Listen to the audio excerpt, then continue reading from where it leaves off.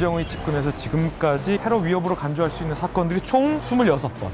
그래서 이제 경호가 강화될 수밖에 없습니다. 김정은을 밀착 경호하는 저 경호원들. 일명 974 부대라고 974 부대원들 같은 경우에는 총을 차고 다니거든요. 그리고 저 007 가방인데 안에 기관 단총이 들어있어요. 기관들이. 974 부대원 출신 강진 씨 모셨습니다. 김정일 일가만 놀러 갈 수 있는 별장을 호위하고 방어하는 역할도 있었는데 강진 씨가 이제 그 역할을 하신 거예요. 그걸 이제 지키는 게 한 2,500명? 5살부터 17살 이런 아이들이 나와서 놀았는데 김정은이 아니면 김여정이도 거기 있었지 않을까. 또 유독 또 베일에 쌓여있는 창성 특각입니다. 김정일 본인 허락 외에는 아무도 들어갈 수 없어요. 목격을 하셨습니다. 예. 기쁨자들 나와서 분위기가 벌써 엄청 좋아요. 가동물로 이렇게 연애네, 연애. 예, 그렇죠. 비밀 한 마리 나가면 총살을 했을 겁니다. 김정은이 보디가드 없이 대한민국 오는 그날까지 함께합니다. 이제 만나러 갑니다. 경호원, 보디가드 하면 생각나는 게 뭐예요? 사실 뭐 보디가드 하면 생각나는 게 영화에서 의뢰인과 그 보디가드와의 사랑. 그리고 영화도 있잖아요. 그러면 노래도 있고. 그런 노래도 있고. 청혼 받을 때 많이 부르잖아요. 그렇죠. 케빈 커스터하고 이제 휘트니 휴스턴 주연이었는데 그 노래는 원래 이제 돌리 파튼이랑 컨트리 가수가 부른 노래예요. 그래요? 네, 근데 이제 휘트니 휴스턴이 리메이크를 했고 보디가드 OST가 한동안은 세계에서 가장 많이 팔린 사운드 트랙으로 이제 기록이 되기도 했습니다. 네. 근데 최근에요, 우리가 이제 낭만적으로만 봤던 이 경호원, 이 경호원이 어떤 사랑의 대상이 됐다라고 해요. 바로 북한의 최고 존엄이라고 불리는 김정은. 네, 이 김정은이 경호원과 사랑에 빠졌다. 하는 얘기가 있습니다. 깜짝 씨 어떻게 되고? 이거 방송 시작부터 개나발을 부르면 어떡합니까? 이 남조 선생 이게 가장 문제입니다 이거. 아니 작년에는 나보고 뭐 현송월 누이랑 뭐 엮더니 올해는 뭐 경호라고 엮으면 그냥 뭐 굴비짝입니까 맨날 엮고 다니게? 에레 그 우리 아바이랑은 다릅니다. 내는 일편단심 우리 설주밖에 없습니다. 굴비로 치면은 알이 꽉 찬 굴비.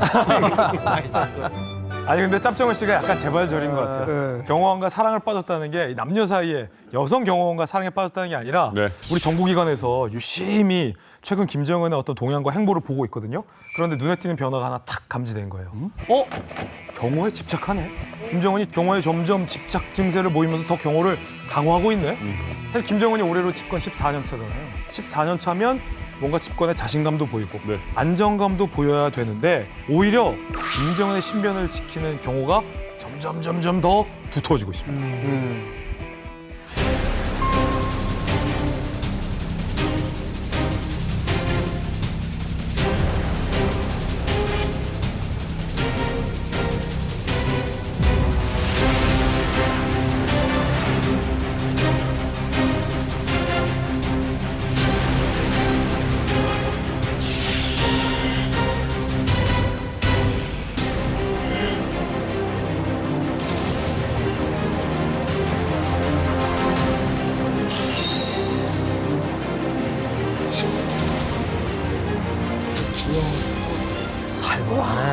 진짜 저기 한번 진짜 엄청 크네.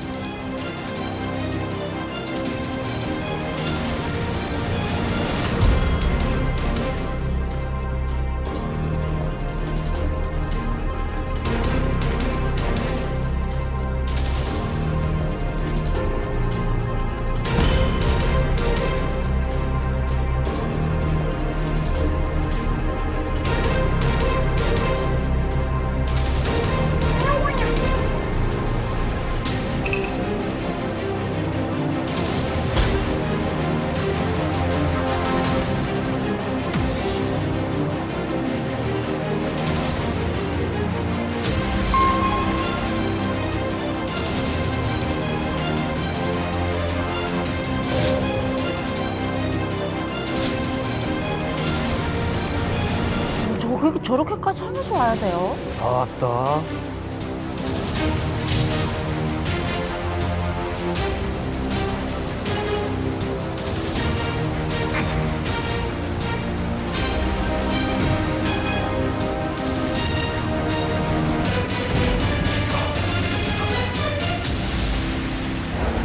정말 뭐 체격 큰 그 경호원들이 밀착해서 경호를 하고 있어요. 예전과 좀 진짜 달라졌네요. 김정일, 김일성 같은 경우에는 경호원이 있다 치더라도 눈에 띄는 자리에서 등장은 안 했거든요. 네.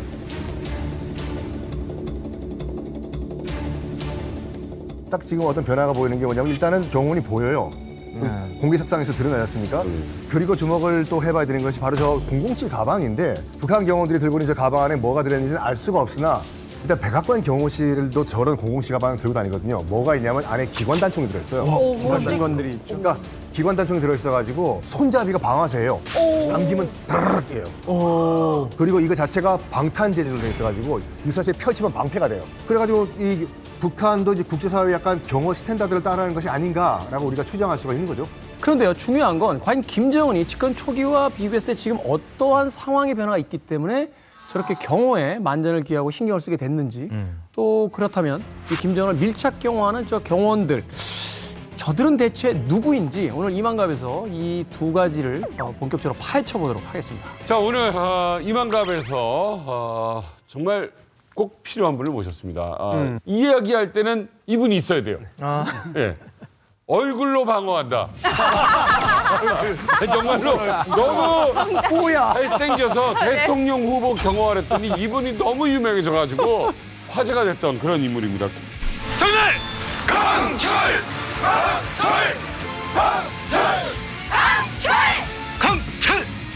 강력한 베네핏을 공개하겠습니다. 최강대원 선발전입니다. 살아있는 전설 최영재 마스터 모셨습니다. 반갑습니다. 우리 최영재 마스터 모셨습니다. 반갑습니다. 특수부대 그 사람 아닙니까? 그래, 경찰 부대. 어제 죽이려고 했으면 벌써 죽었어. 시선이 많이 가더라고요. 자리를 잘못 앉았구만. 아니 사실 이 강철 부대 이 마스터로는 유명하시잖아요. 특수부대 출신인 것도 유명한데 경호원까지 하신 거는 제가 사실은 경호과 출신이고, 네, 경호가 전공이었습니다. 그래서 이제 군대도 이제 특수부대를 간 이유는 이제 엘리트 경호원이 되고 싶어서 네. 갔었고, 제가 최종적으로 경호를 하게 됐는데, 그때 사진 나왔잖아요. 네.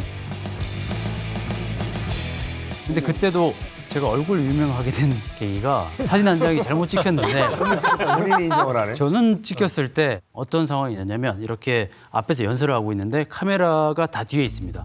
뒤에서 찍고 있는데 유독 그 카메라 방향은 이 VIP 쪽으로 향해 있어야 되는데 제가 뒤에서 봤을 때 카메라 하나가 이렇게 딱 움직이더라고요.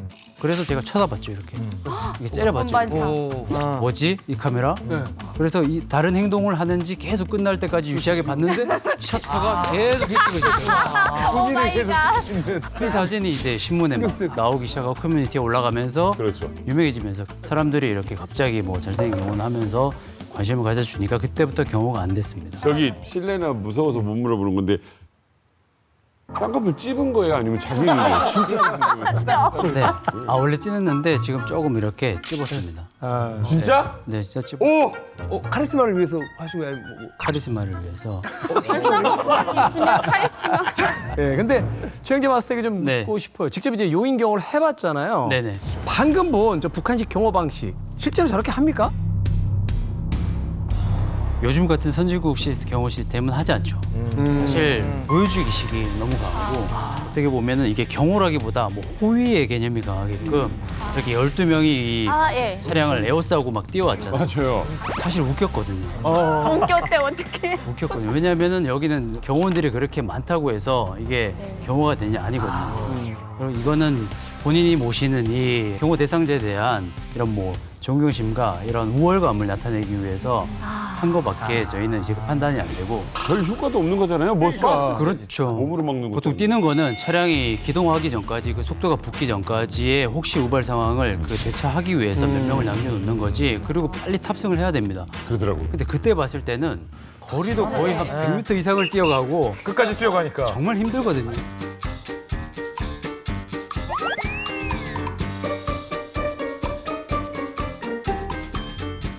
아니 저렇게 같이 뛰는 것보다 그냥 차가 빨리 가는 게 낫잖아요. 그렇지. 빨리 사고 이동하는 게 더 안전하죠. 좋습니다. 오늘 대한민국에 우리 최영재 마스터가 있다면 북한에는 이분이 있습니다. 바로 북한 호위사령부 출신입니다.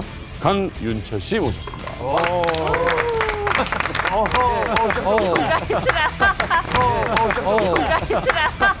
자기는 모르게 일어나시네요. 네, 그러네. 자, 김정은. 우리 원수님이잖아요. 그렇죠. 본인 소개 부탁드립니다. 네, 안녕하십니까. 북한 허위사령부 출신 강윤철입니다. 반갑습니다. 거기 사는 거구나. 아니 북한에서 호위사령부에서 이제 근무를 하셨다고 하는데 거기는 어떤 걸 하는데? 네, 허위사령부는 김씨 일가와 평양을 소화하기 위한 부대입니다. 예를 들어 군 쿠데타가 일어났다 하면 김씨 일가와 그 기반인 평양을 보호하기 위한 그런 부대이죠. 호위사령부 총대가 나가고 있습니다. 김정은 동지를 한 목숨 바쳐 옹이해갈 것을 저국과 인민 앞에 다시금 엄숙히 맹세하며 전진합니다. 혹연 이제 김정은이 그 평양시라든가 이런 행사가 있을 때 허위사령부가 차출돼가지고 네, 그 경호도 서기도 하고 제가 근무 섰던 데는 특각이라고 김일성이 윤희상 작가에게 준 윤희상 각이라고 있습니다. 윤희상 각이요? 네, 윤희상 각이라고 우리가 일명 부르는데 윤희상 각에서 제가 근무를 섰습니다. 그럼 영상 속에서 앞서 지금 이야기해 줬으니까 이게 밀착 경호하고 있는 사람들 호위부 소속인가요? 네, 그분들은 우리 허위사령부 소속이 아닙니다. 그분들은 일명 974 부대라고 친위대 나갔죠. 그분들은 군 지시를 안 받고 직접 김정은의 직접 지시를 받고 그분들의 사명은 김정은의 그 신변 안전, 둘째 김정은의 만수무강을 위해서 존재하는 부대입니다. 동호실 같은 거네. 그렇죠. 경호실 같은 거고. 제가 974 부대에 대해서 조금 더 구체적으로 설명을 해드린다면 김씨 일가에 대한 호의 그리고 또 김씨 일가가 사용하는 그 시설에 대한 경호만을 전담해보는 그런 특수부대라고 보시면 될 것 같습니다. 그리고 또 이제 군부대 명칭이 974 군부대로 되어 있습니다. 근데 974라는 게 이제 김종일이 김일성의 후계자로 완전히 낙점된 그 1974년을 따가지고 974 군부대로 그 시점을 따서 이제 974 군부대라고 이제 명명을 했고.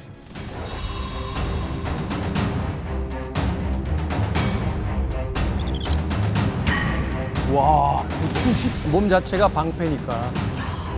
키 큰 애들 다 어디 갔나 되네 조기가.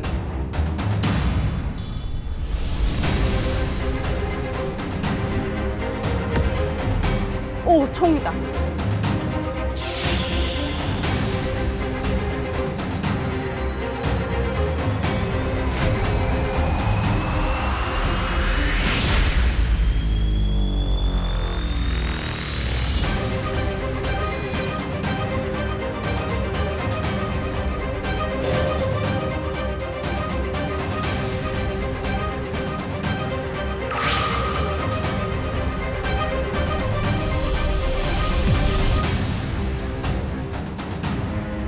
열두 명.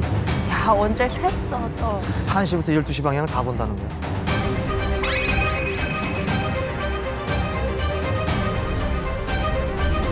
이게 뭐야? 아우. 야, 무슨 집단 체조야 뭐야 이거 왜 그래? 그러니까 저렇게 길게 안 뛰거든요. 엄청. 저게 경호디.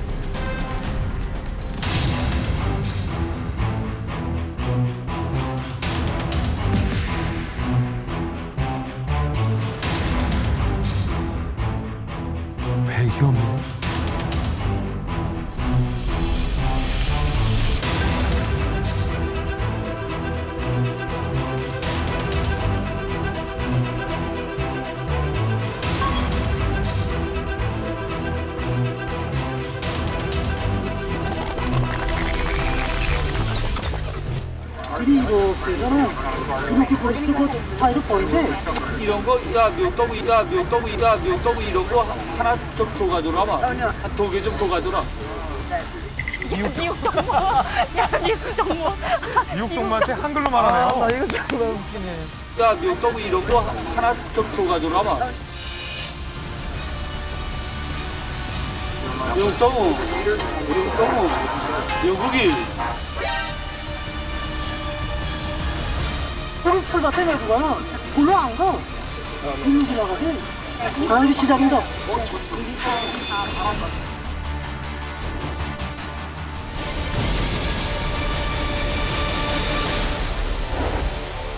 뭔가 이 포스가 좀 남다른 것 같기도 하고 아니 전부 키도 크고 뭐가 좀 머리도 좀 깍두기 머리 깍두기라니 이렇게 딱 무서운 느낌이 좀 있는데 일부러 저런 사람들만 뽑는 건가요? 일단은 경호원들은 어떻게 보면 인간 방패잖아요. 덩치가 크고 키가 클수록 커버할 수 있는 범위가 더 넓어지거든요. 그러니까 간단한 예로 이걸 보시면 돼요. 조선 왕들 왕 입장에서 봤을 때 왕의 최측근 경호원이 누구였을까요? 누구였을까? 허위무사. 허위무사. 내시. 내시예요. 맞아요. 내시요. 근데 우리가 내시라고 하면 선입견이 전하 이걸 알고 있잖아요. 이런 증거 없어요, 솔직히. 그래요? 그러니까 조선의 내시들은 평균적으로 덩치들이 컸어요. 왜냐하면 내시 시험이 있었거든요.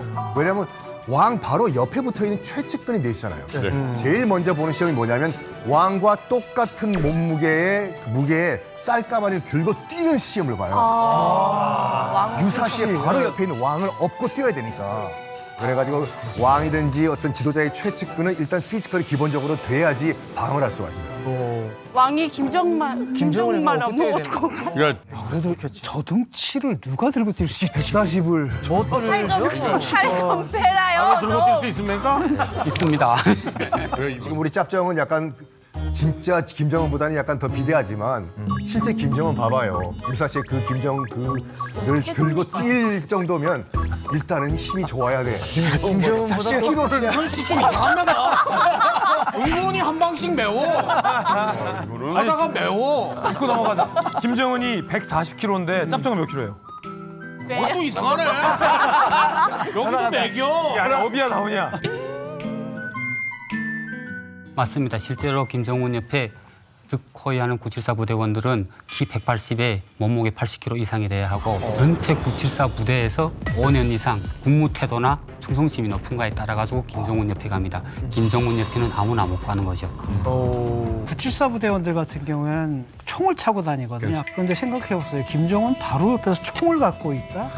어느 순간에도 마음이 바뀌면 굉장히 위험한 거 아니겠습니까? 그런데도 그걸 허용을 해줬다라는 것은 김정은이 얼마나 974 부대를 신임하는지를 보여주는 거고요. 심지어는 어느 정도냐면 그 아주 높은 고위 당 간부들 있잖아요. 그 사람들도 몸수색 하겠다라고 하면 꼼짝없이 몸수색을 당해야 되는 그런 겁니다. 그러니까 굉장히 권한도 엄청나게 높고요. 한간에 또 무슨 얘기가 있냐면 이게 김정은의 진짜 측근은 뭐 김여정 이런 사람이 아니라 974 아니냐 그런 말까지 있습니다. 사랑에 빠졌다는 얘기가 이거구나. 근데 974 부대는 어떻게 보면 김정은 경호 전담하는 특수부대잖아요. 네. 그럼 북한 주민들도 이 974 부대의 존재에 대해서 좀 알고 있나요? 알죠. 당연히 974라고 하면 뭔가 이렇게 신적인 존재? 약간 신비스러운 존재를 알고 있어요. 그리고 힘도 엄청나고 뭐 격술대에서 1등한 사람이 있었는데 소원이 뭐냐고 김정일이 물어봤대요. 그랬더니 저는 장군님의 호위병이 되고 싶습니다 이랬는데 이제 뒤에서 진짜 장군님 호위병이 나타나서 동무 좀 쉬라 했는데 기절했다는 뭐 그런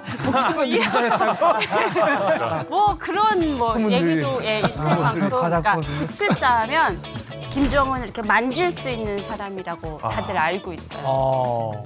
이 974 부대 언젠가부터 눈에 띄기 시작을 했고요. 자, 그런데 경호가 많은 사람 인생은 힘들고 피곤하다. 점점 겁이 많아지는 거 아닌가 이런 얘기도 해요. 그냥 최근의 흐름이에요. 최근에 아베 수상이 암살당했잖아요.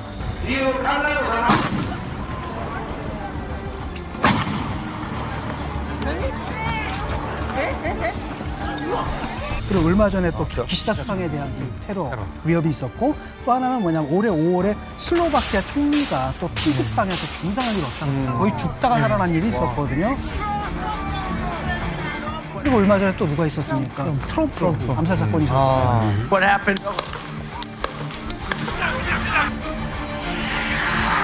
이런 것들 때문에 아마도 이제 그걸 강화하겠다는 마음을 먹은 것 같고. 근데 사실 최근에 이제 김정은의 모습을 보면 이 김정은에 대한 경호가 단지 쇼잉하기 위한, 그러니까 보여주기 위한 과시용은 아닌 것 같아요.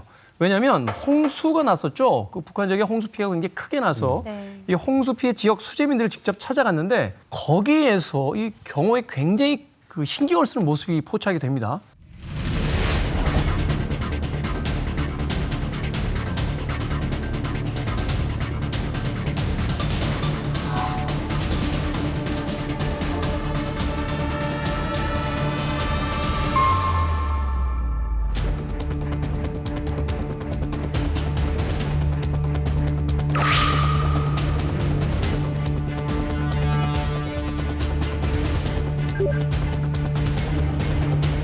위로하기 위해서 찾아간 거잖아요. 그리고 일반 시민들이란 말이에요. 그런데 이 경호에 굉장히 그 신경을 쓰고 이 시민들의 접근에 굉장히 민감한 반응들을 보입니다.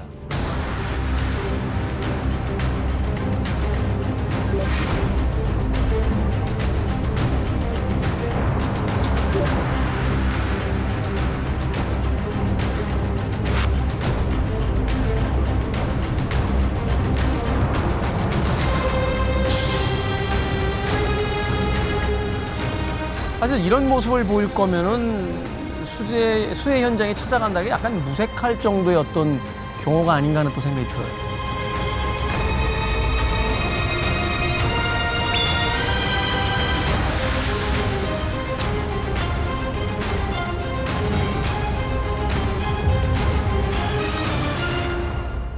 확실히 무서워하는 분위기네요. 제가 알기로는 2013년부터 14년 사이에 김정은이 이제 환호하는 군중 속에 파묻혔던 그래서 꼼짝달싹 못했던 그런 때가 있다고 합니다. 그런 사건이 벌어졌는데 이게 이제 만약 경우에 김정은의 목숨을 노렸다라고 하는 자객이 바로 옆에 있었다면 뭐 김정은이 황천길 가는 거 아니겠습니까? 예, 그 이후부터 이제 김정은에 대한 경호가 강화가 되면서 경호원들이 이제 다가오는 그런 주민들이 있다 하게 되면 이제 뭐 때리기까지 한다고 하더라고요. 그러면 이게 막연하게 김준 기자 이게 겁이 많아서만은 아닌 것 같아요. 예. 김정은에게 사건들이 몇 번 있었어요. 네. 2012년에 김정은이 이제 본격적으로 권력을 잡고 유경원을 김정은이 현지 시찰했어요. 근데 거기에서 장전된 기관총이 발견됐었어요. 그리고 김정은 집권하고 3년 뒤 2015년 김정은이 시찰 예정인 비행장에서 폭발, 의문의 미상의 폭발 사고가 있었어요. 그게 김정은 집권 3년 차. 우리 전문가들이 분석을 했는데 김정은이 집권해서 지금까지 이렇게 테러 위협으로 간주할 수 있는 사건들이 총 26번. 26번의 암살 시도가 있었다라고 볼 만큼의 사건들을 김정은이 지금까지 겪어온 거예요.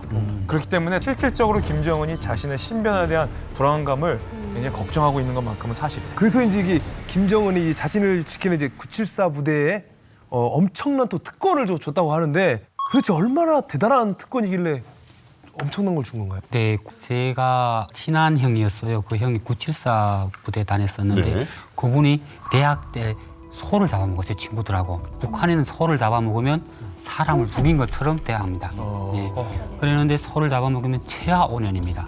사람처럼 사람을. 최하 5년? 최하 5년입니다. 그랬는데 딱 잡혔는데 보안성 구루장에 들어가는데 한 닷새 만에 그냥 나오더라고요.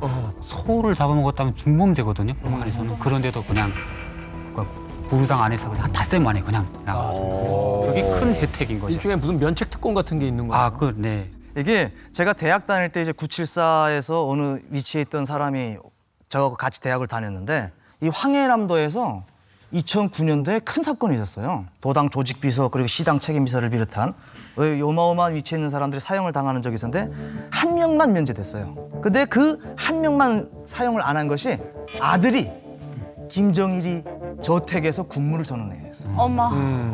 그러니까 이게 직보로 보고된 거예요. 아버지가 이렇게 돼가지고 공범으로 몰려가지고 사용하게 됐다는 거니까 이 아들이 전역하는 걸로 대치돼가지고 이 사람은 살았어요. 와. 혜택이라는 것이 그게 어마어마한 거거든요. 아니, 사형을 면제해 준다는 건 이건 당연한 거죠.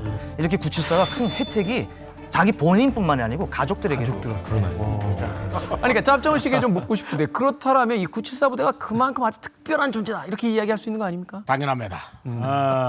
우리 북조선에서 가장 소중하고 가장 지켜야 되는 게 뭔지 아십니까? 이설주? 이설주? 전매다. 아니 이렇게 전매다. 아니 이렇게 국보급인 이 김정은이를 목숨 바쳐서 지키는 이 동무들을 내게는 뭔들 못 해주겠습니까? 안 그렇습니까, 강철동무? 강철동무. 생각했으면 한번 넘어와서 날 좀 한번 지켜보라고. 뭐든지 다 줄 수 있습니다. 혜택이 좋습니다. 철동무라고 하니까 저와 뭔가 같이 묶으려고 하는데 저는 좀 이격하고 싶네요. 과연 이 북한의 974는 어떤 특권을 가지고 있고 어떤 훈련을 하고 어느 조직이 어떻게 움직이는지 저희가 직접 이만갑 스튜디오에 974 부대 출신 요원 한 명을 모셨습니다. 974 부대원 출신 강진 씨를 모셨습니다. 반갑습니다.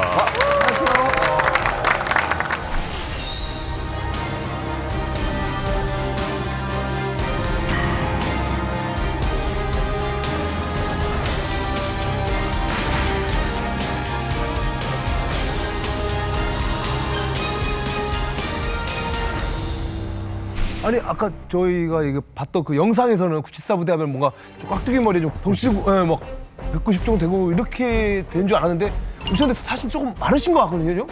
예, 예. 제가 대한민국에 와서 974라고 하니까 누구도 믿지 않았어요.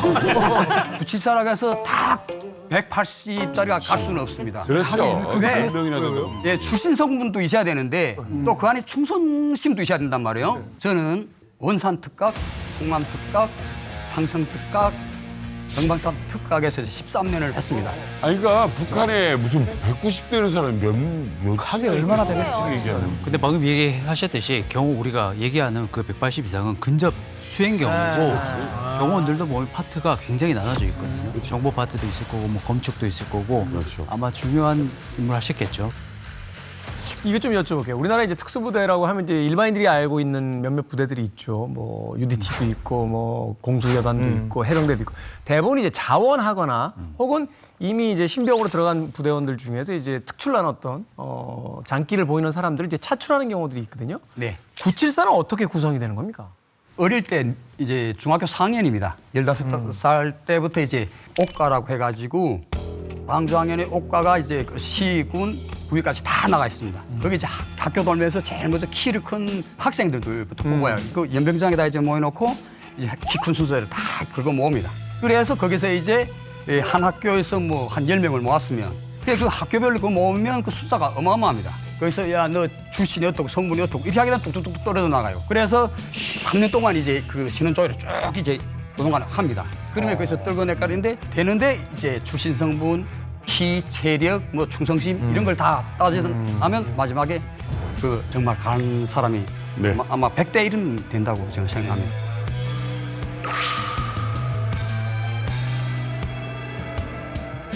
그러니까 우리처럼 그 자리에서 어떤 선발이 이루어지는 게 아니라 몇 년을 두고 계속 사상 검증과 이제 그 신체 성장 같은 걸 지켜본다는 거잖아요. 그러니까 그만큼 굉장히 국가 차원에서 장기간에 걸쳐서 이제 관리하는 어떤 특수한 부대원들이다. 볼 수 있네요. 그 엄격한 절차를 거쳐가지고 뽑히는데 또 뭐가 있냐면 이제 신원조회가 있거든요. 선발된 사람들은 유치원 선생부터 소학교 선생, 초등학교 선생, 그다음에 중학교 선생. 그때부터 이제 신원 보증을 받아야 되는 겁니다. 그다음에 담당 보안원 있어요. 보안원 지도위원, 담당 의사, 또 시장 책임비서 등 여러 사람이 얘 괜찮은 애야라고 오케이를 놔줘야지 거기에 통과할 수가 있는 거죠. 그러니까 아주 어릴 때부터 자라나기까지 수많은 사람들 지켜봤던 그 수많은 사람들이 오케이를 놔야지 비로소 그 자리에 올라갈 수가 있는 거죠. 그러니까 경력의 매 단계별로 이제 3명이 보증인이 지장을 찍습니다. 974 부대에 이제 들어가시는 분들에 대한 신원 보증을 하거든요. 그러니까 굉장히 이걸 통과하기 힘듭니다. 그러네요. 이게 연대 책임을 다 지는 거고 말하자면 974에 들어가서 내가 잘못하게 되면 나를 보증 쓴 사람들이 다 이제 연대 책임을 물어야 되는.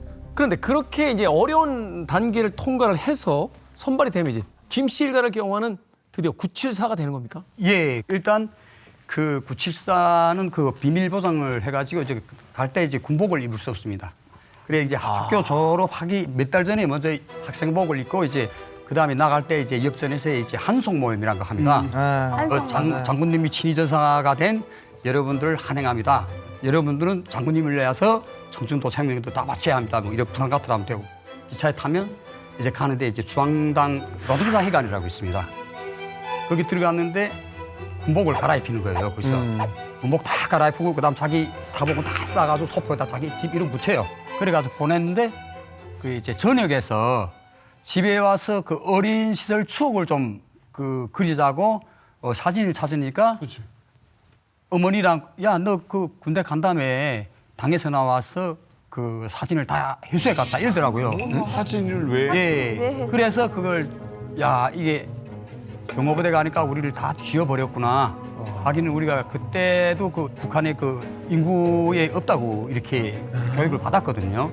북한 인구에 없다. 공식적으로 존재하는 사람이 아닌 거야. 예, 그래서 저희 그 아이 때 사진이 예, 중학교 1학년 때부터 사진은 다 걷어가고 없습니다. 그러니까 현재의 모습을 아예 가늠하지도 못하게. 예. 맞습니다. 좀 선생님 말씀 들어보니까 약간 상징성이 있는 것 같아요. 일단은 기차 타고 이제 평양역 도착했을 때까지만 하더라도 이제 학생복을 입고 있잖아요. 예. 근데 노동당 회관에 딱 들어가서 학생복 벗으라. 그다음에 지금부터 군복을 딱 입히는 순간 그냥 심적으로 내가 이 군복을 입는 순간 나는 그 974 부대원이 됐구나. 라고 이제 느끼는 거죠. 그 특수 부대일수록 훈련 강도가 점점 높아지는 게 아니라 빵! 처음부터 세게 나가거든요. 이 974 부대 같은 경우에도 3개월 동안 정말 극한 지옥 훈련을 실시를 하는데 저는 이게 가장 인상 깊더라고요.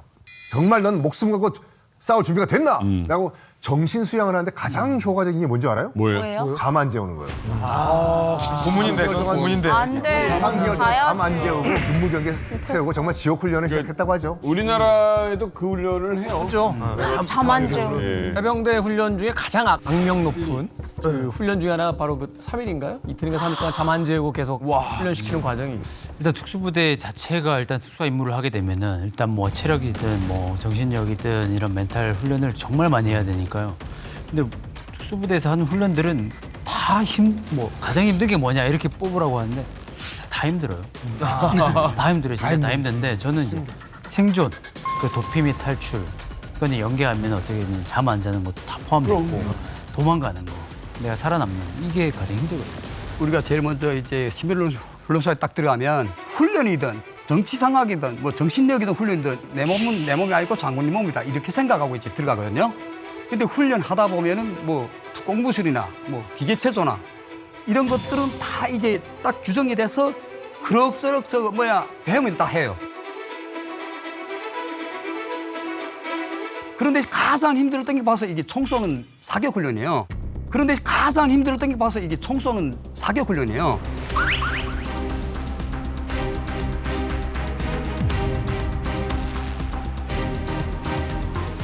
총이요? 총 쏘는 훈련이요. 이것만 하면 돼. 예, 총을 세 발 쏴요. 한번 엎드려서 앉아서 서서 이렇게 쏘는데 내가 총을 이제 뭐 낙제 맞았다 하게 되면 너 장군님한테 달려드는 적들을 싸눕지도 못하고 장군님 호의를 보상하지 못했다. 이렇게 정치적으로 걸고 들거든요. 낙제 맞아가지고 지금 기관총 이제 11kg짜리, 그다음에 자보총 3.5kg짜리 탄통 2개 이렇게 턱 메고 소리. 너는 이제 낙제 맞았기 때문에 떼야 돼. 그 모습 보면 그다음부터 순간 겁이 나요. 아이고. 11km 거리를 계속 갔다 뛰며 왔다 갔다 하면서 또 쏘고요.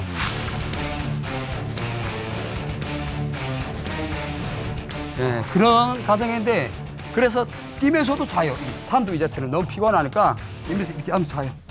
대장님 말인 것처럼 앉아 싸고 꿇어 싸고 서서 싸고 하는데 이게 뛰면 피활량도 높아지고 진짜인지 가짜인지 모르겠는데 무조건 띄웁니다. 무조건 뛰어서 피활량 높아진다, 시력도 좋아진다 해가지고 무조건 그냥 30분 이상 1시간.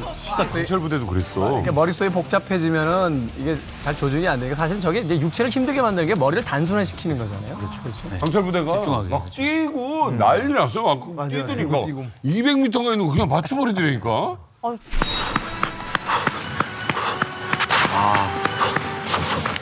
와. 이동규 스승. 오, 이렇게 바로 쏜다고? 너무 빨리 쓰지 않았어요?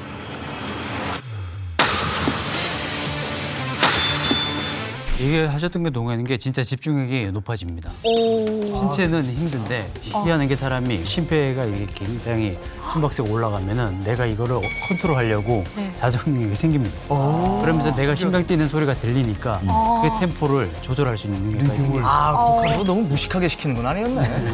원장님이 지금 굉장히 좀 힘들게 얘기를 하셨는데 좀 이런 말하기 그렇지만 경호원들한테는 필요 없는 사격술이거든요.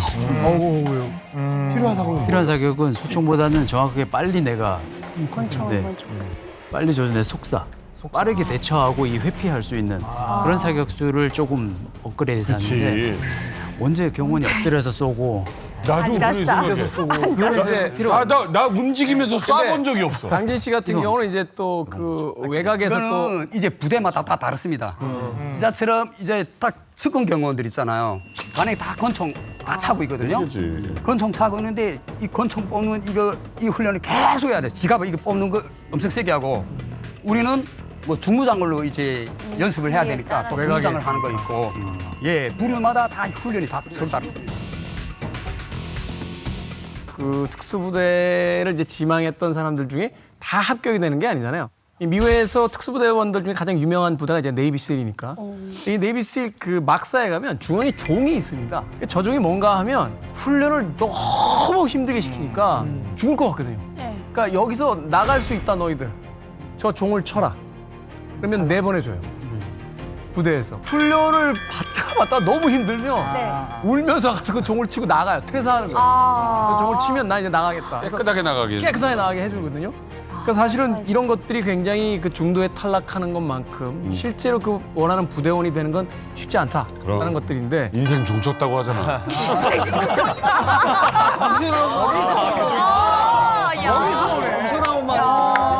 그러니까 이거 우리나라의 오래된 이야기를 데뷔무어가 만들었네요. 어찌됐건 이제 북한에서도 그 뭐 보위부라든지 뭐 호위사령부라든지 974라든지 지원했다가 훈련 과정에 이렇게 낙오되는 사람들 있잖아요. 그 사람들은 어디로 갑니까? 이제 974도 나가면 처음부터 뭐 이렇게 군대 생활은 아니고 이제 신병 훈련이라는 기간이 있잖아요. 이럴 때 그렇게 빡세게 훈련을 하다 보니까 뭐 다치지 않겠습니까? 뭐 다리도 부상당하고 그러겠지. 정신력도 뭐 해등해등 할 테고 나 힘들어서 못 하겠다고 하거나 부상당해서 나가갔다고 하잖아요. 그러면 나 혼자만의 문제가 아닙니다. 나는 물론 농촌과 광산으로 추방되는 건 물론이고 가족, 연대적 책임으로 또 그 국가 추천했던 사람들까지 추방됩니다. 또 나갈 때도 박수 쳐주고 또 일반 군대 나가는 사람들하고 등급이 달라요. 그러면 이렇게까지 해줬으면 나가서 잘해라 죽든가 말든가 시켜야 되는 거예요. 네. 그렇게 되면 이제 뭐 만약 거기서 난 못하겠다고 하면 가족까지 다 그냥 머리 써야 돼. 거예요. 울면서 계속 있겠다고 해야 돼. 나머지 다리가 아니, 부러지는 한이 부러지는 게 나아요 거기는. 오히려 아니 안 붙지 않게끔 부러져야 돼요 그냥.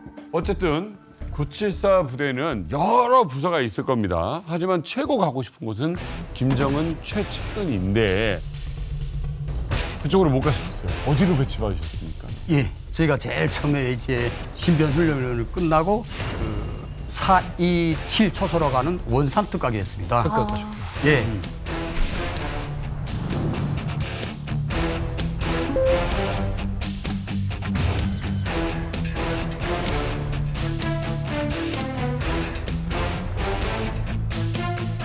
갔는데 갑자기 군복을 이제 해군복을 다 바깥 입히더라고요. 그래, 이거 뭐지? 이거 바닷가인데 우리 장군님이 전사들인데 이거 어떻게 해군복을 입을 수 있어?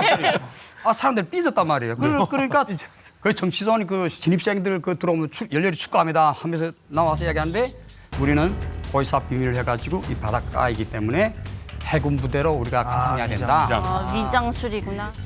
제일 처음에 원산 특각 이건 뭐 전용 집이고 그다음 신선 특각이라니 그 이제 그 온탕 이제 모욕을 하는 곳이란 말이에요. 거기하고 그다음에 공항 특각, 참생 특각 네 가지가 있었어요. 죄송하지만 예. 되게 중요한 부대로 생각했는데 온천 지키고 그걸 어떻게 받아들여야 돼? 왜냐면 거기 장군님만 오시는 곳이니까. 예, 그렇죠. 장군님하고 장군님 가족들이 가는데 여기 온천이 너무 좋아가지고 그 딱 일가 가족들만 거기 갑니다. 제가 그래서 강진 선생님이 어디 974 파트에서 근무했는지 974의 조직도를 제가 해보았거든요.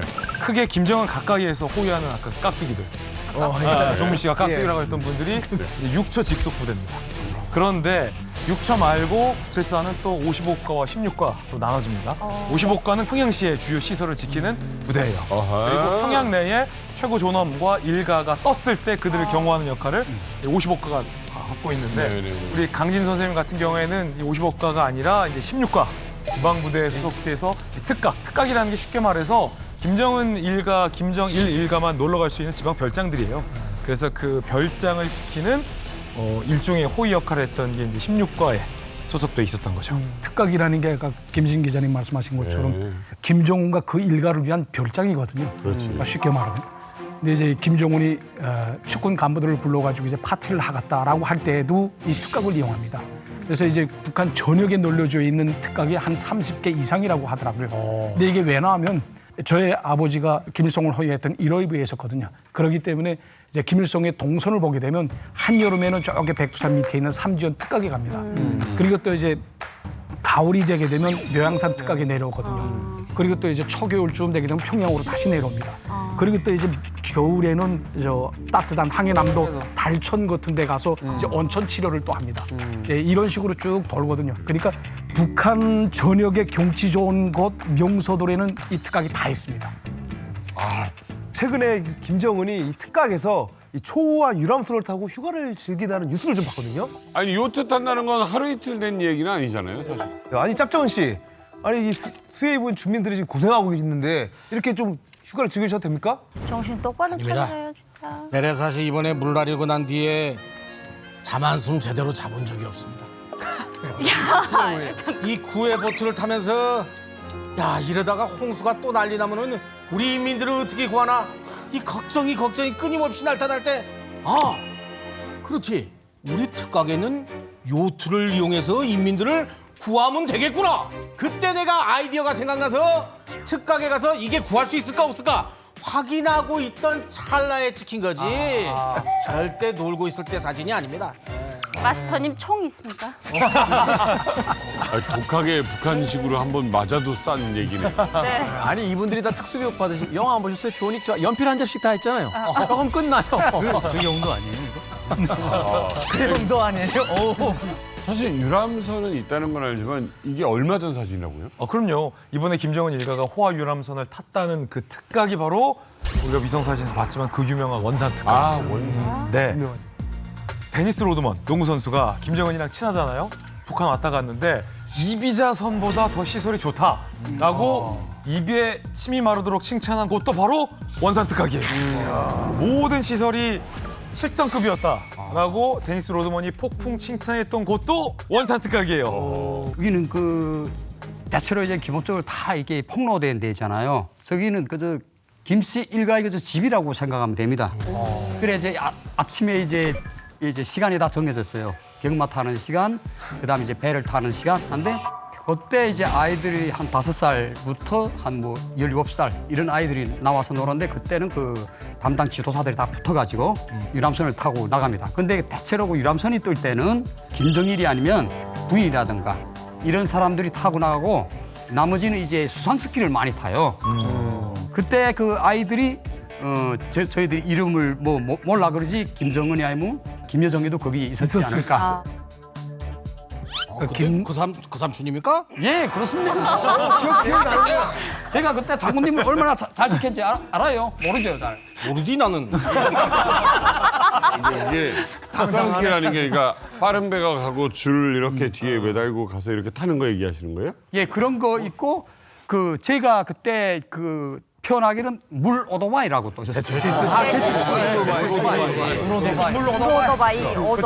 물 오토바이가 여기 하루 일과에 다 정해져 있습니다. 김정은이 어렸을 때까지만 해도 할아버지 김일성이 불우한 자식이었거든요. 엄마인 고영이를 놓고 보게 되면 사실 김정일의 종실 부인이 아니거든요. 그러니까 이걸 숨겨야 되니까 아무래도 원산 특각에서 이제 김정일이 고영이와 그리고 김정은 그리고 김여정, 김정철 이렇게 그 자기 자식들을 아마 여기에 감추어두고 아마 생활하게끔 했던 것 같아요. 근데 이제 자기네끼리만 생활하게 되면 좀 힘드니까 좀 고독하니까 이제 고영이 동생이 고용숙이라고 있습니다. 그 고용숙이 자식이 한 3명인가가 돼요. 그리고 또 고영이 위에 오빠가 있는데 고동훈이라고 그 사람이 또 있기 때문에 그 사람 자식이 또 있을 겁니다. 그러니까 아마 고영이와 그 형제들의 자식들이 아마 거기서 같이 놀았을 수 있는 그런 가능성이 큽니다. 근데 거기서 본 애들 중에 그 김정일의 아들, 딸들이 있을 수 있다는 거잖아요. 네. 그 만약에 뭐 잘못을 하더라도 괜히 말 한마디 잘못했다가 숙청당할 수도 있는 거고 한마디 하면 좀 조심해야 될 것 같은데 그 아이들한테도. 네, 맞습니다. 그래가지고 특각 구무선 사람들 교육이 따로 있습니다. 이렇게 여자 아이들을 보고는 공주님이라고 남자 아이들 보고는 대장님이라고 하거든요. 이게 제가 있진 않았지만 제가 친한 형이 그때 당시 974 했던 분이 이렇게 머리가 엄청 긴 여자인데 우리는 그분 보고 공주님 했는데 말을 엄청 잘 탔다. 매일 말을 타다시피 했답니다. 그런데 말을 타면 앞에 꼭 한 분이 그 말 고삐를 쥐고 달린답니다. 보통 공주가? 네, 딱 쥐고 달리는데 그때는 그냥 이름은 못 부르고 공주님 했는데 아마 그게 김여정이 걷다 하는 그런 이야기를. 아무나 거기서 말 타는 건 아니니까. 제가 이제 대학 다닐 때 아까도 말씀드렸지만 이제 그 김정일이 저택에서 경호했던 애가 그 사람이 얘기를 하는데 김정일이가 기분 좋은 날 집에서 사격을 한대요. 지하 사격장에서. 그때 이제 그러면 이제 이제 자기네들 이제 집 근무소는 애들도 같이 들어가서 사격 훈련을 한대요. 근데 그때 들어왔을 때 아들 딸들을 데리고 오잖아요. 자제분이라고 했대요. 자제분. 이름 없이. 네, 자제분님들 오셨다. 이렇게 해가지고 같이 사격하는데 이 안에 딱 들어올 때 보면 이거 뭐 복장 자체는 무슨 사격 선수들 들어오는 것 같아요. 아, 국가대표 사격. 그냥 뭐 귀마개 뭐 눈이 깨끗인지 모르겠는데 여기다 또 대는 것까지 딱 해가지고 들어오고 제대로 쏜대요. 그리고 훈련도 야네가 해준대요. 그리고 여기서 이제 처음에 들어온 초보 이게 집사지 뭐 가네가 뭐 말이 구칠사지. 안에 집사들은 처음에 떨어가지고 못 맞춘대요. 너무 떨려가지고. 옆에서 김정일이 보고 있고. 보고 있고 같이 보니까 김정일이가 술 딱 먹으면서 술 한 잔 따르면서 아직 심장이 약하구만. 그래서 날 지키겠어? 물어보는데요. 그럼 쭉 마시고 쏘라고 하고서 30점 맞으면 표창 주고 표창에 사진 찍는 거래요. 나랑 사진 찍어. 어마어마한 거잖아요. 사진 찍는 그 단둘이 단독 사진에는 북한 전역에 나가서 김정일이 장군님하고 단독 사진 둘이서 찍었다? 아유 걸리지 않습니다. 절대 어디 가서. 근데 이제 그 사건 때문에 나오다 나니까 그 자제분들하고 찍었다는 그 사진은 안 주고 김정일이하고 찍은 것만 주고. 에이 치사하게. 너절하죠 뭐? 그래도 그 김정일이랑 찍은 사진이면 이게 무슨 뭐 그냥 풀패스잖아. 단둘이서 찍은 거는 특종의 특종이죠. 그거. 그렇지.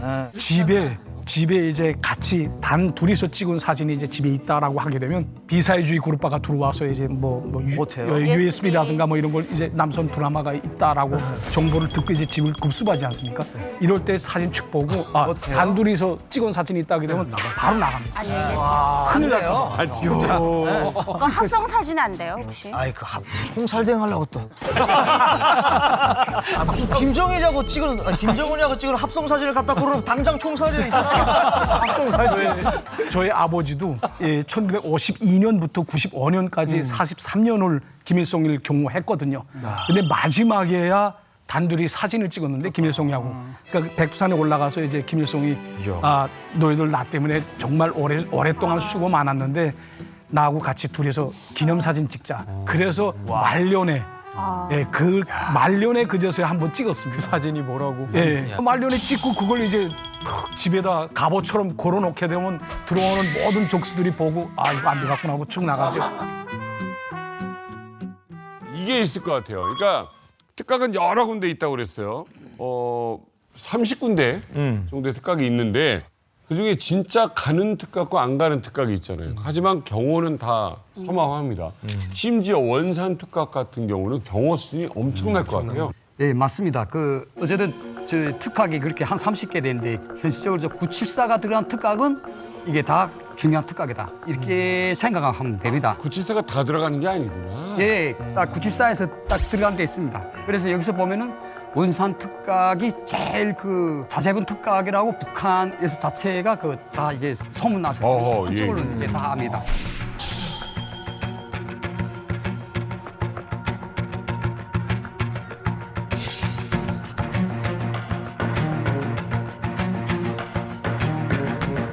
근데 그걸 이제 지키는 게 이제 한 2,500명, 이제 한 2,500명 군인들. 근데 그게 이제 특각 하나를 예. 특각 하나의 연대 규모야.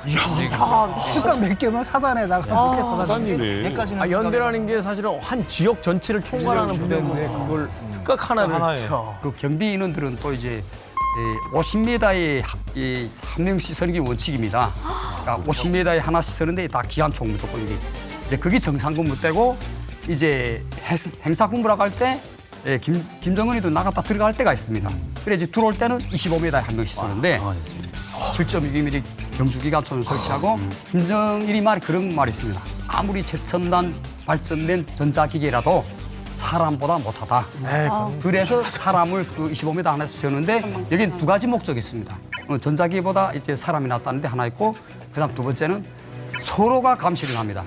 오른쪽 왼쪽 감시하면서 누가 뒤를 돌아서 총을 쏘지 않겠는가 이런 감시까지 같이 해서 25m에 있습니다. 거기다가 뭐 지상에서 삼엄한 경비를 하지만은 바다를 접하고 있잖아요. 그렇죠. 그러니까 바다 쪽에서 또 공격을 해올 수가 있거든요. 이를 방지하기 위해서 그 사병들이 그 안에 들어간대요. 물에? 감수 상태가 돼가지고 수중 매복 작전을 한다 그러더라고요. 아 진짜 오래 살겠다. 이게 참 실제로 이 물속에서도 경호를 섭니다. 야, 제가 북한에서 진짜 살 때 북한 직업이다. 저희 옆집에 그 1호위부 소속 1호위부 직속 잠수부가 있었거든요. 근데 저희 아버지가 하는 말씀을 들었는데 1994년에 이제 지미 카터 전 미국 대통령이 그 1차 핵 위기 때 북한을 방문하지 않습니까? 그 북한을 방문해서 지미 카터가 김일성과 함께 대동강에서 이제 유람선을 타고 쭉 갑니다. 근데 그때 갈 때 잠수부들이 다 밑에 깔려서 같이 따라간다고 하더라고요. 네, 그럴 정도로 수중 공격이 또 있을 수도 있기 때문에 이걸 철저히 대비해야 되거든요. 그래서 물 밑으로 다 들어갑니다. 이게 상시라는 게 상시고 이게 그냥 물놀이 장소를 지킨다는 개념은 사실 아니에요. 왜냐면 북한도 우리 최영재 마스터님 얘기했던 것처럼 이게 인력 낭비고 국력 낭비인 걸 북한도 알아요. 그런데 왜 특각을 974 부대로 동원해서 똘똘 애월 싸느냐. 이 유사시에 말이에요. 김정은이 전용 열차를 타거나 아니면 김정은의 전용 자가용을 타고 곧장 일단 특각으로 대피하게 돼 있어요. 그래서 특각에서 배나 아니면 지하를 통해서 다른 곳으로 탈출하게끔 돼 있어요. 그러니까 김정은의 북한 엑시트 작전과 특각이 굉장히 밀접하게 연관이 있기 때문에 그래서 사실 특전사 출신의 최영재 마스터가 특각이 어디 있고 원산 특각에 몇 명이 배치돼 있고 저기에 어떻게 보초 쓰는지를 다 알고 있잖아요. 유사시에 때린다라는 의미가 있거든요. 그래서 제가 특각의 경호 체계를 한번 구성을 해봤습니다. 강진 선생님이 재밌다. 증언한 걸 바탕으로 어떻게 경비가 배치되는지를 봤는데 일단 정 가운데 특각을 중심으로 이중 시스템으로 경비가 배치가 된다고 합니다. 외부에서 이제 1선 974 인원들이 이제 배치가 되는데 이게 이제 김정은의 특각 땅이에요.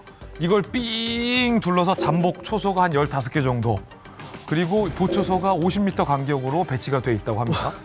그리고 경비 인원마다 자동 보초는 기본이고 기관총도 잠복 초소에 하나씩 배치가 돼 있다고 하니까 근데 놀라운 건 이게 외부 1선이에요.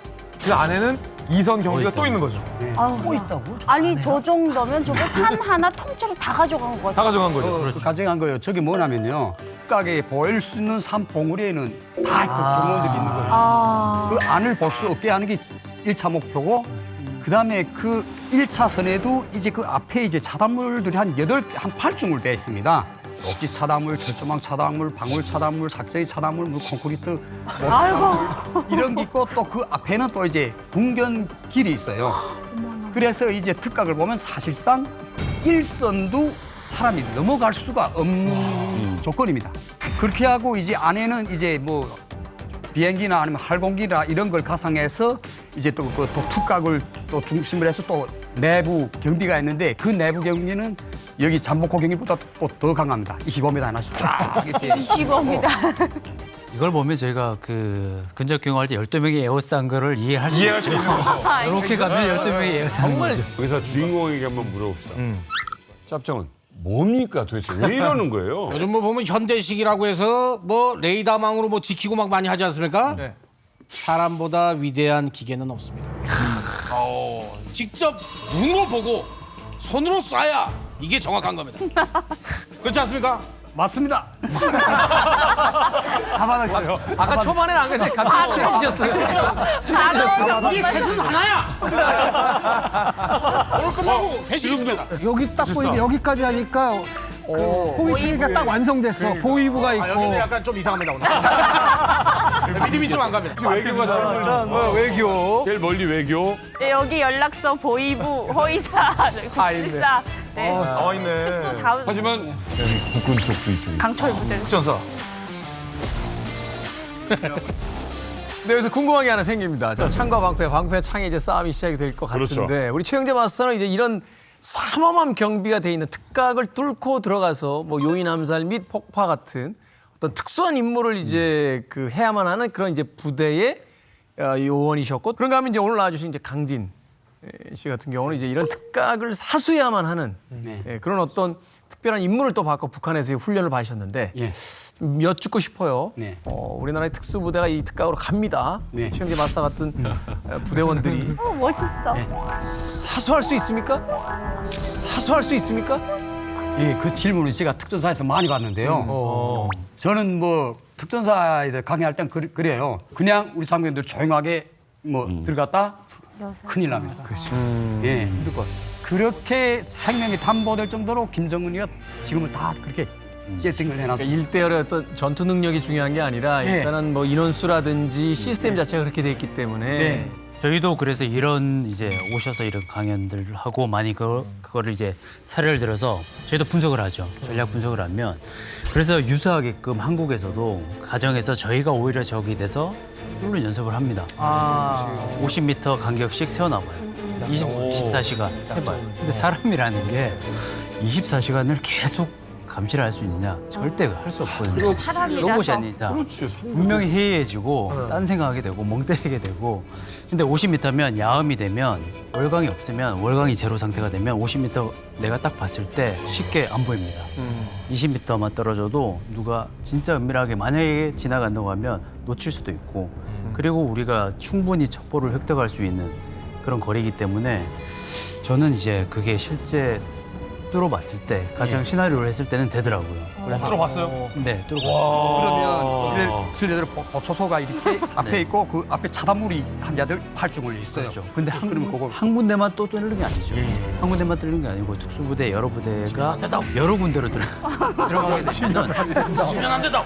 왜냐면 여기도 찾길이 있으니까. 그렇지. 그렇죠. 왜냐면 그리고 북한 지형 자체가 아까 보셨듯이 산악 지형이잖아요. 네. 산악 지형은 이렇게 지형 지물 자체가 경계가 직선이 들판이 아니기 때문에 그 구조에는 충분히 그런 이제 허점들이 충분히 있습니다. 그렇죠. 특각의 이 민간인이든 뭐 군인이든 정말 이 허가받지 않은 사람이 등장했을 때 무조건 쏴 죽인다. 이런 말이 있다는데 그게 사실인가요? 맞습니다. 이런 말이 있다는데 그게 사실인가요? 맞습니다.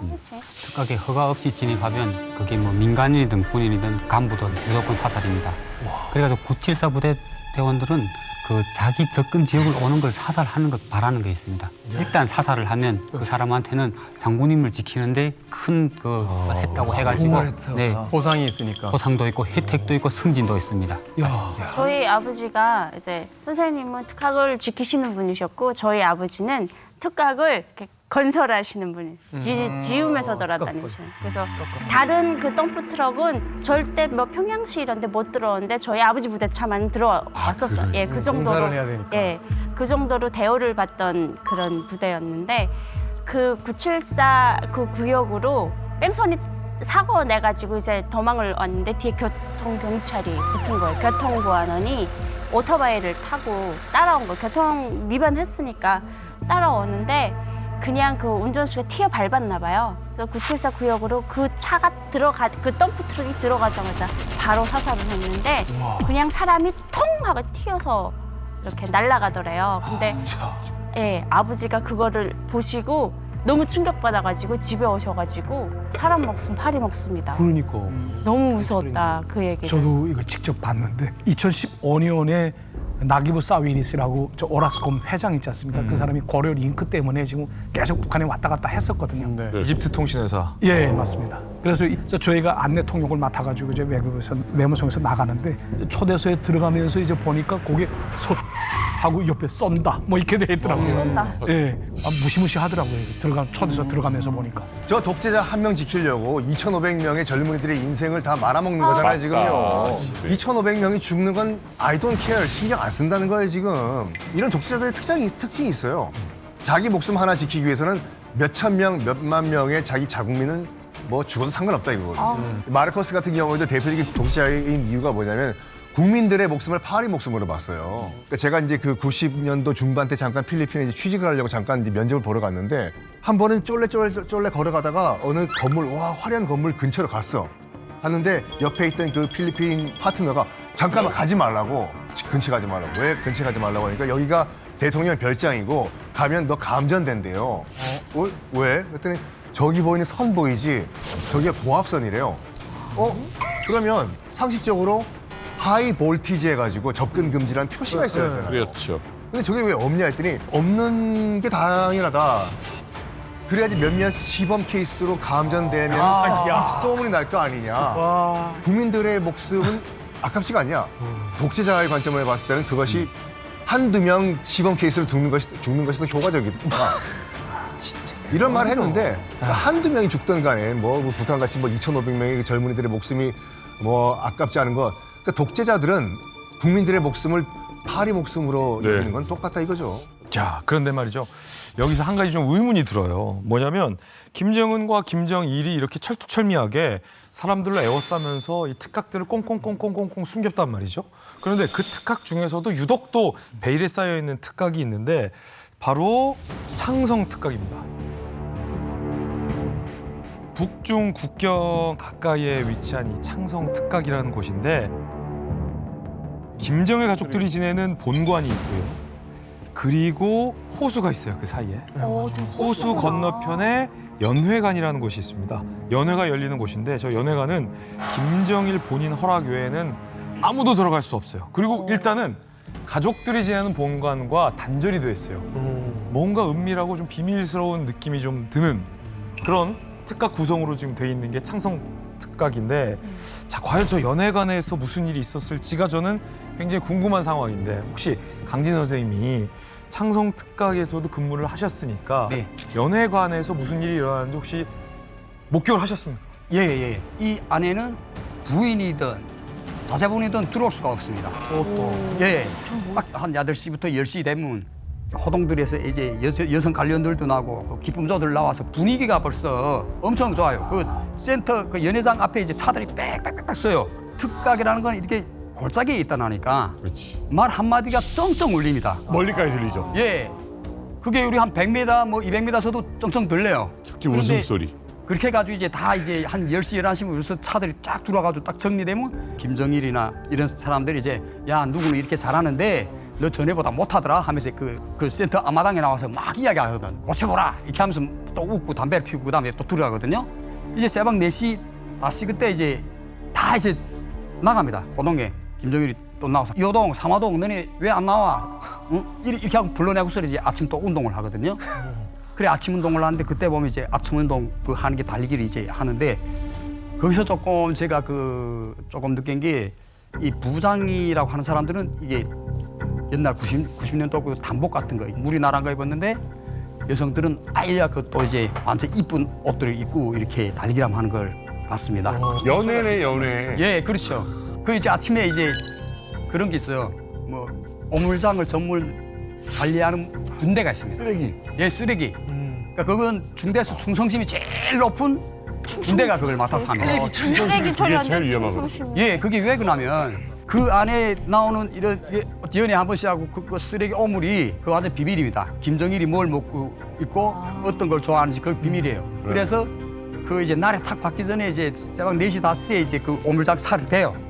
그다음 그 경호원들이 거기서 이제 포장을 내가지고 다 이렇게 적으면 음식들을 다 싸는데 그때 보면 이제 맛불려고 술도 나오고 저희도 그때 군대 나가서 이제 파인애플이요, 바나나요, 그다음 무슨 레몬이요 이런 걸 그때 봤습니다. 남방과 유리요. 예, 그다음에 이 뭐 뭐 배추도 이렇게 잎사귀 싸서 가는데 그걸 이제 그 차에다 실어가지고 외부에 나가서 지적된 이제 땅을 파가지고 거기다 이렇게 매목을 합니다. 자, 어쨌든 저 974 부대원들이 이렇게 뭐 많은 걸 본단 말이에요. 그것도 무려 10년, 13년 동안 있다 보면 이제 진짜 많은 거를 알고 서로 친해지다 보면 정보 교환까지 한단 말이에요. 이거 관리하는 게 쉽지가 않을 거예요. 쉽지가 않죠. 그래서 가장 효과적인 방법이 뭐냐? 세상과 단절시켜버리는 거예요. 13년 동안, 무려 13년 동안 휴가 한 번 없대요. 13년 동안. 봐봐요. 지금 이 방송 기준으로 13년 전 2010년도, 2011년도에 뭐 하셨습니까? 이만큼 1회 때부터 지금까지가 많이 지금 나가도 못 나가고 대박이다. 그때 974 부대 들어가가지고 지금 나가는 거예요, 세상에. 휴가 한 번도 없어요. 그러니까 이 독재자 한 명의 그런 지금 뭐 파티 연애를 위해 가지고 젊은이들이 이 13년의 인생을 허비한 거지 않습니까? 그러니까 일단은 뭐 솔직히 말해서 이제 부모님 상당하면은 그건 알려줘야 되잖아요. 부모님이 돌아가셔도 상당했다는 얘기를 안 하는 거예요. 그래서 제대하고 나가서야 우리 아버지가 몇 년 전에 돌아갔으냐 이걸 알게 되거든요. 그리고 또 반대로 자식이 여기서 근무하다가 죽었을 경우에 아니 자식이 죽었는데 알려줘야 될 거 아니에요. 그렇죠. 알려는 준대요. 알려는 주는데 왜 죽었냐? 사망 원인도 얘기 안 하고 그냥 혁명과업 수행을 하다가 장렬하게 사망했다라고 하면서 열사증 하나만 딱 준대요. 그리고 열사릉에 또 시신을 매장해가지고 가족들도 쉽게 조문을 못 가게 이렇게 막아버리니까 한 사람의 독재자를 위해 가지고 이 젊은이들 가족을 이제 풍비 박살 내버리는 거잖아요. 그러네. 그러니까. 아 이건 가면 안 되겠네요. 13년 동안 연락도 못하게 하고 너무너무 암담한데 꼭 이렇게까지 해야 되는 이유가 있나요? 북한 입장에서는 당연한 거죠. 왜냐하면 거기서 가까이서 본 사람들은 뭐 동선부터 뭐 버릇부터 습관부터 이 모든 것들을 다 알고 있을 거 아니에요. 맞네. 이 사람들이 밖으로 나가요. 나가서 다른 사람들 접촉을 할 거 아닙니까? 맞아요. 그러면은 뭐가 되겠어요? 새 나가겠죠. 근데 정말로 거기서 딱 암살할 생각을 갖고 있는 그런 그룹이라도 혹시 접촉을 하게 된다면 네. 이것 사실은 경우에 굉장히 큰 문제점을 낳을 수가 있거든요. 정보가 새는 거니까요. 그러니까 그걸 사전에 차단하기 위해서 아예 그냥 사람들 그냥 사회적으로 유폐를 시켜버리는 거죠. 이 연락을 완전히 차단시키는 기본 목적은 이제 가족들 중에서 누가 뭐 탈북을 했다더라, 누가 입당을 못했다더라, 누가 감옥에 들어갔다더라, 이런 말들이 이제 본인 귀에 들어가게 되면 고민하게 되지 않습니까? 고민하다가 이제 자칫 잘못하게 되면 이게 도는 거예요. 그래서 김정은이 뭐 몰입하게다 되고 꽝 하게 되면 뭐 황천길 가는 거 아닙니까? 예, 그러다 나니까 이제 이 외부 세계하고 완전히 격배시키게끔 그렇게 차단을 하는 것이죠. 그러니까 이제 뭐 한국 드라마가 이제 들어오게 되면 북한 주민들이 사상이 변질되지 않습니까? 예, 그러기 때문에 한국 드라마를 아예 못 보게 하는 것처럼 이제 974 부대 대원들한테 바깥 세상의 그 소식을 완전히 접하지 못하도록 사회하고 완전히 격배시키는 겁니다. 실제 우리 부대에서 이제 그 한 95년도가 그때 한번 제대한 사람이 그 중국을 내서 뛰다가 잡혀서 우리 부대에 들어와서 이제 총살을 했어요. 어머. 예, 그 총살을 해가지고 다 경고를 해주고 그걸 이제 강연자로 다 띄고 해마다 그 이제 정시 강의 시간에 이야기도 하고 비밀 한 마디 나가면 이게 장군님이 신변이 관련된 거니까 근데 죽어도 그걸 보상해야죠. 자, 13년간이나 이제 그 안에서 단절되게 삽니다. 하지만 채찍이 있으면 당근이 있어야 되잖아요. 어떤 혜택이 있습니까? 제가 말씀드리겠습니다. 우리 강철 동무, 내 호가 뭔 줄 아십니까? 모르죠. 바로 애민 김정은. 애민 김정은. 사랑의 백성민. 백성들을 사랑한다. 얼마나 이렇게 백성들을 사랑하는데 우리 나를 위해서 이렇게 목숨까지 바치면서 희생하는 우리 973 부대원들을 어찌 내내 그냥 보통 선물을 줄 수 있겠습니까? 전 세계에서 보기도 힘들 정도 아주 엄청난 혜택입니다. 바로 대학 선택권 티켓을 줍니다. 야. 대학 선택권 티켓을 줍니다. 야. 김일성 종합대학, 김정숙 사범대학, 김책공업 대학, 김정은 국방종합대학. 가고 싶은데 아무나 고르라우. 그냥 진정한 수시네. 다 고를 수 있습니다. 진짜 대학을 그냥 고를 수 있다고요? 이거 진짜예요? 거짓말 같죠? 사실이에요. 맞아요. 큰 이 수능을 앞둔 우리 수험생들이 보면 되게 부러울 만한 얘기죠. 뭐지? 대학 자유이용권을 주어진다는 거니까. 대학 자유이용권. 13년간 974에서 소위 뺑이 쳐야 그에 대한 겨우 보상으로 원하는 대학 보내준다는 거예요. 가고 싶을 경우에는 내가 대학 보내준다라는 거죠. 아니 그러면 전역하시고 어느 대학교를 들어가셨나요? 예, 김정숙 사범대학이라고 해가지고 그 김일성이 그 와이프 이름을 단 대학입니다. 이게 974 제대장이 특별한 게 그 김일성 종합대학이든 김척 종합대학이든 어느 대학교 가도 다 있어요. 김일성 동지 혁명력 사학부 아니면 김정일 동지 혁명력 사학부. 그다음에 사회청년고사 이렇게 다 이렇게 뭐 정치와 관련된 데까지 기술직이 하나도 못 들어갑니다. 예, 그래가지고 그다음에 뭐 자르기 있어요. 배운 거는 뭐 아무것도 총 쏘는 중심 거만. 하나밖에 없으니까. 중성심 하라고. 어찌됐건 북한 사람들 입장에서는 이제 974 나오면 입시부터 취업까지 다 된다. 이렇게 이제 믿고 있는 거잖아요. 네. 군 생활을 저희 때는 이제 뭐 30개월, 지금 뭐 1년 한 6개월 정도 한다고 하는데 그 짧은 시간 군 생활을 해도요. 이 군대 물이라는 게 들어요. 제가 기억이 나는 게 제 첫 휴가 나왔을 때 병장 밑으로는 내 머리에서 누울 수가 없거든요. 그러니까 그게 몸에 배해버리니까 누워 있다가도 엄마가 들어오면 일어나고. 전화 왔는데 통신보안 부관급을 그렇죠. 이게 몸에서 빠지는데 제대하고도 정말 사회에 나와서 굉장히 대학이든 사회든 적응하기 되게 힘드셨을 것 같은데. 네, 처음에 13년을 배운 게 충성심 하나밖에 없었습니다. 그걸 가지고 이제 사회 나와서 이제 대학 다니자고 하는데 엄마 아버지가 그 가마 장사를 했어요. 가마를 메고 자마다 나갔다 들어갔다. 근데 제가 거기서 아버지 엄마가 이거 당에 사지 말라는 장사는 왜 하는가? 당마당에서. 당원들이 왜 그러는가? 하면서 제가 그걸 한 주간 동안 못하게 아버지 엄마 집에서 자마다 못 나게 막았어요. 내가 창피하다고. 예, 내가 장군님 앞에 보기 미안하다고. 이렇게 했는데 한 주간 지나니까 그 우리 매부가 있어요. 매부도 이야기하고 형도 이야기하는데 야 임마, 네 그 입안에 들어간 쌀이 무슨 하늘에서 뚝 떨어지는 쌀이고 네 학교 담배 한 각씩 네 가져가는 게 그 무슨 어디 하늘에서 떨어지는 거야? 네 그 담배 한 각에 쌀 한 킬로 값이야. 이러는 거예요. 월급은 13년 동안 엄마한테 간 거 아니에요? 예, 갔죠. 근데 그 23,000원 가지고 제가 13년 동안 받은 게 23,000원 돈이라고요, 한국 돈? 예, 예. 아니, 북한 돈 23,000원. 23,000원? 예, 그러니까 쌀을 제가 그때 20kg 싸고 그다음에 담배 몇 각 싸고 그다음에 고기 싸니까 끝나. 예. 13년 전체 수입이? 예, 그렇습니다. 예. 뭐야, 혜택이 뭐가 있다는 거예요? 저희 아버지가 이게 별을 예. 2개를 달고 계셨는데 아버지 한 달 월급이 대한민국 돈 1,000원이었어요. 저 혹시 강재 씨. 예. 전역하고 좀, 야, 내가 깜짝 놀랐다. 이런 일이 있었다. 어떤 게 있어요? 학교에 있는 이제 그 학생네 집에 갔댔는데 네. 예, 그 집 우연히 들어갔습니다. 생일 돼 가지고 들어갔는데 그 집에서 그 전기도 이렇게 나오고 그다음에 그 이제 밥소를 였는데 거기 밥이 다 됐습니다. 이런 이야기 나오더라고요. 전기밥도. 예, 말이 나와. 밥이 다 됐습니다. 말이 나와. 예. 말하는 바까마. 근데 예, 말하는 바까마죠, 일명. 근데 그건 난 누가 말하는가 해서 한참 봤어요.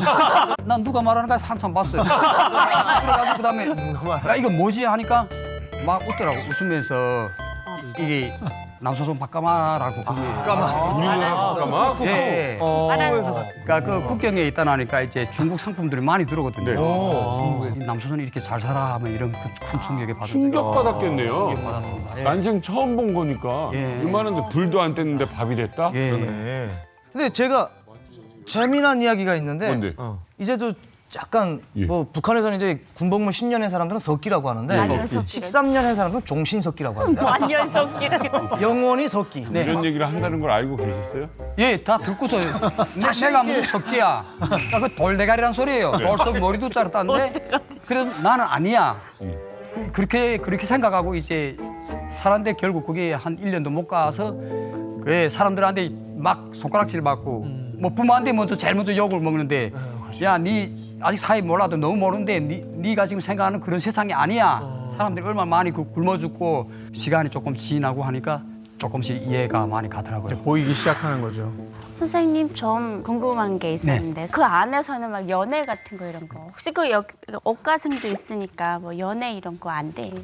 절대로 안 되죠. 그 안에 여자들은 다 김정은 여자들이에요. 그래가지고 밖에 나와서 이제 그 제가 31살에 결국 전역을 내서 그것도 선생님한테 부탁을 했습니다. 선생님 내가 이거 전역을 냈는데 좋은 여자 하나 좀 해주십시오 하니까 그 선생님이 이야기하는 거예요. 자기 그 담당했던 학생이 지금 금방 이제 제대된 지 1년 됐는데 26살이고 제대군인 당원이다. 여성분도 군대 갔다 온 거예요? 예. 어쨌든 제대군인이고 당원이 그걸 떠나서 여자라는 바람에 그냥 덮어놓고 보겠다 했거든요. 그래 그 선생님이 뭐 장소로 정하니 그 해산의 그 위원회 그 송봉국수집이라고 있어요. 유명하게 집에서인데 거기서 이제 만나서 국수를 먹으면서 보니까 저는 뭐 어쨌든 그냥 좋더라고요. 그냥. 예. 보자마자 첫 데이트야, 인생의 첫 예, 만남. 그러니까 이게 맞서주는 게 그 뭐야 묻지도 따지도 않고 묻지도 따지도 그냥 너무 좋은 거예요. 그래. 근데 손을 잡으니까 이게 뭐 모든 이게 심장이 다 뛰고 튀어나오지. 모르게 이렇게 어쨌든 그런 걸 처음 그런 걸 느껴보니까 그냥 이렇게 3개월 지나다 보니까 아이가 임신됐고 그래서 이제 결혼식을 이제 하게 됐고 결혼식을 해서 또 6개월 되니까 그 아내가 한 3개월 돼서 쓰러졌습니다. 네? 아내가 한 3개월 돼서 쓰러졌습니다. 네?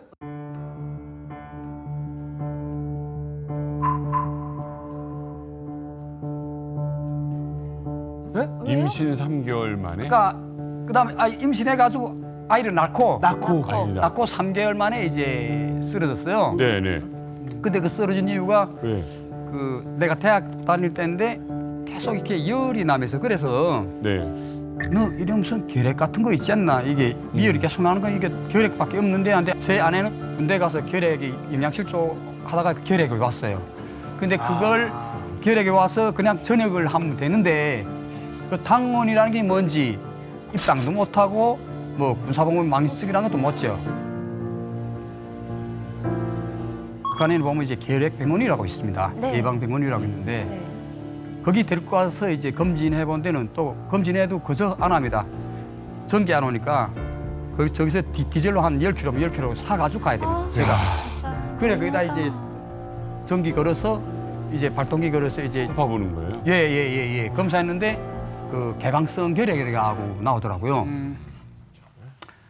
그 듣는 순간에 제가 하늘이 무너지는 것처럼 그렇게 했어요.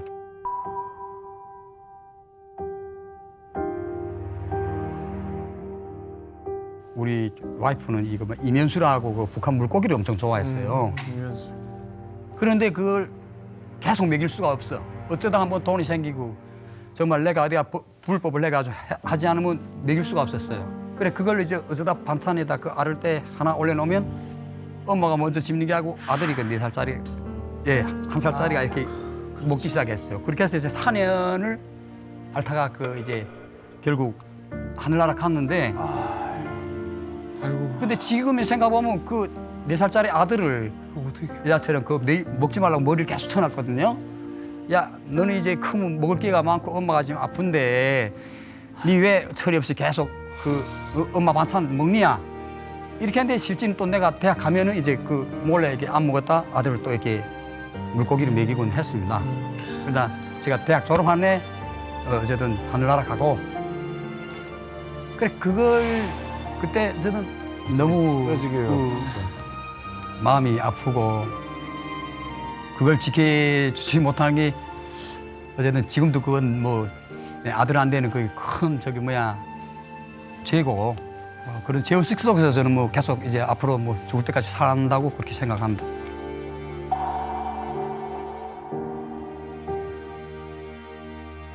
아니 앞서서 이제 결핵이라고 하셨잖아요. 네. 사실 우리도 굉장히 못 살고 가난하던 시절에는 이제 뭐 크리스마스 일이라고 해서 결핵 예방한다고 이렇게 그 돈도 모으고 뭐 이랬던 기억도 있습니다. 저희 할아버지도 사실은 북에서 결핵으로 돌아가셨거든요. 근데 오셨을 때쯤이면 남한에서 결핵은 더 이상 그렇게 중요한 병이 아니에요. 병원 가서 진단 받으면 네. 6개월 정도 이렇게 약 먹으면은 거의 다 완치되는 병이고 한국에서 결핵으로 사람이 죽는다는 거는 정말 그 보기 드문 일이거든요. 야, 이게 저희 아내도 정말 이런 데 데리고 왔으면 이제 살지 않았을까 이렇게 생각을 하고 내 가정을 하나 지키지 못하고 내 능력을 아무것도 할 수 없는 이 나라 내가 일을 하면은 먹고 살 수 있는 나라가 돼야 되겠는데 그러지 못하는 이런 북한이란 땅에 너무 그 북한에서 이런 반체제들이 그 한다고 하던데 저도 진짜 하는 게 아니라 그때 자, 이 락스람 해가지고 북한의 변속관이라고 해요. 그런 데도 막 던지고 친구들끼리 김정은이 저 새끼 있는 기간은 우리 절대로 잘 살 수 없다. 우리 이제는 그 각성해야 된다. 그 남소선이 좋다는데 우리 남소선 안 가게 된다. 이런 모의도 많이 하곤 했습니다. 참 오늘 선생님의 말씀을 들어보니까 좀 화가 나네요. 뭐 많은 걸 바라는 게 아니지 않습니까? 4살짜리 아들이랑 엄마 아빠 식탁에 앉아가지고 생선구이 한 마리 나눠 먹는 거 이게 뭐 대단한 거라고 이거를 못하게 만든 거잖아요. 자기 혼자의 그런 그 안위를 위해 가지고 2,500명의 젊은이들의 삶을 희생시킨 거지 않습니까? 김정은도 알아요. 그 자기 입으로 얘기했거든요. 이 자기 국가가 공화국이 몰락하는 것은 외부 침략, 전쟁 때문에 몰락하지는 않는다. 내부 붕괴 때문에 끝을 볼 것이다. 자기 입으로 얘기했거든요. 그러면 이 붕괴되는 거의 가장 큰 그 원인은 뭐냐면 바로 배신감이에요. 내가 믿었던 거 아니구나. 내가 정말 속았구나. 라는 배신감이거든요. 특히 최측근들이 느끼는 배신감이요. 그러니까 지금 우리 강진 선생님 같은 경우에도 정말 13년 동안 내 인생을 다 갈아 넣은 것이 다 신기루였다라고 느끼면서 지금 이 배신감 느끼지 않습니까? 제가 봤을 때는 제2, 제3, 제4의 강진 선생님이 또 나타나셔가지고 이런 정말 비정상적인 국가는 하루빨리 좀 망했으면 좋겠습니다.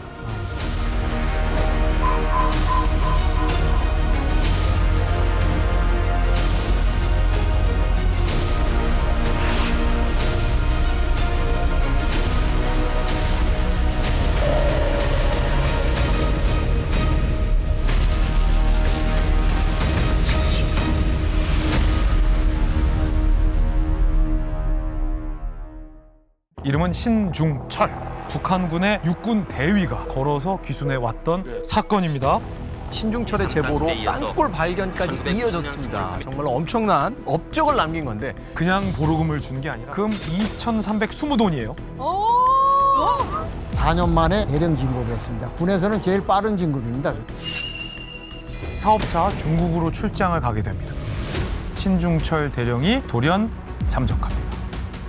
가족한테까지 어디로 간다는 얘기를 안 하고 통장에 2천만 원이 있었는데 2천만 원을 몽땅 다 인출을 했어요. 신중철의 최근 근황에 대한 제보를 제가 들었어요.